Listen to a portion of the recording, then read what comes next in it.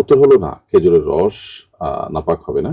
প্রথমত এ থেকে রসের হাড়িকে রক্ষা করা খুবই কঠিন। দ্বিতীয়ত ফুকাহা একরামের মতে বাদুড়ের পেশাব পায়খানা পানিতে পড়লেও সেটা নাপাক বলে গণ্য হবে না। অন্যতম কারণ হলো যে এর থেকে বাঁচা আসলে সম্ভব না বা কঠিন, পরিপূর্ণ মানুষের নিয়ন্ত্রণেও না।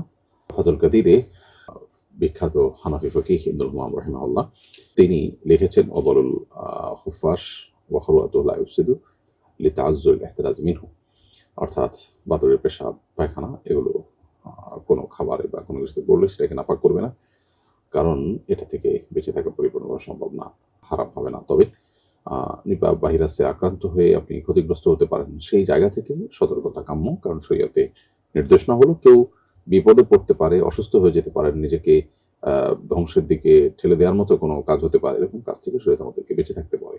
আল্লাহ বলেছেন, ওয়ালা তুলকু বিয়াইদিকুম ইলা তাহলুকা, তোমাদের নিজেদেরকে তোমরা ধ্বংসের দিকে ঠেলে দিও না।